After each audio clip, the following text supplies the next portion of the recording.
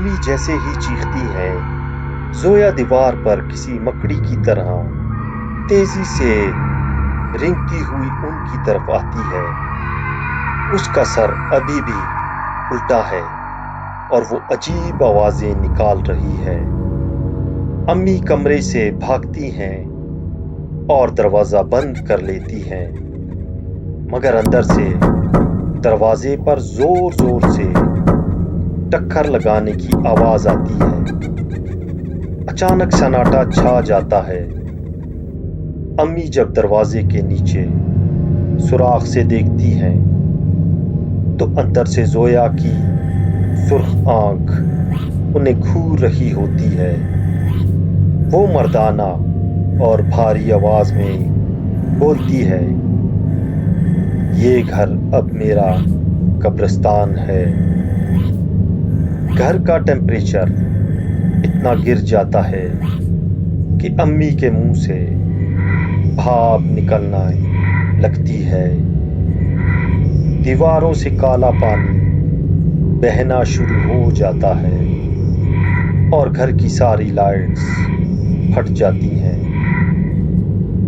امی اپنے ایک پرانے رشتہ دار کے ذریعے ایک عامل کو بلاتی ہیں۔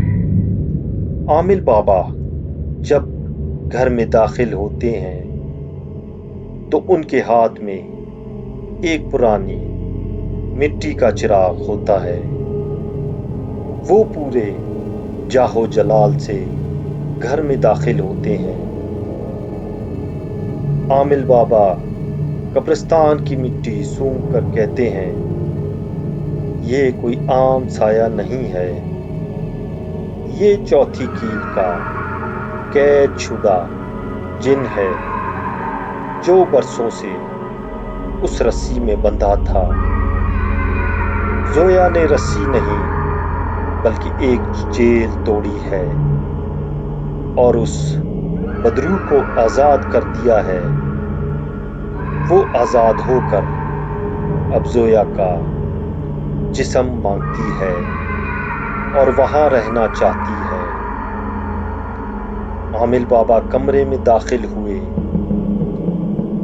زویا چھت سے ان پر جھپٹی، مگر بابا ایک مخصوص دعا پڑھتے ہیں اور زویا ہوا میں ہی رک جاتی ہے، جیسے کسی اندیکھی زنجیر نے اسے جکڑ لیا ہو۔ زویا چیختی ہے، دیواروں پر ناخن مارتی ہے اور بابا کو ڈرانے کے لیے ان کے مرے ہوئے گھر والوں کی آواز نکالنے لگتی ہے۔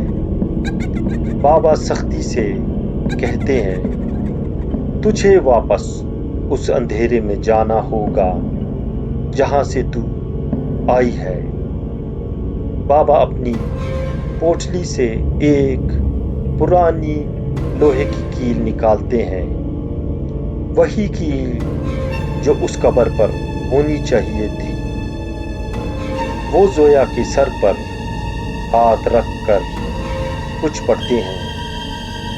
ایک زوردار دھماکہ ہوتا ہے، گھر کی کھڑکیاں ٹوٹ جاتی ہیں اور زویا کے منہ سے ایک کالی پرچھائی نکل کر اس کیل میں جذب ہو جاتی ہے۔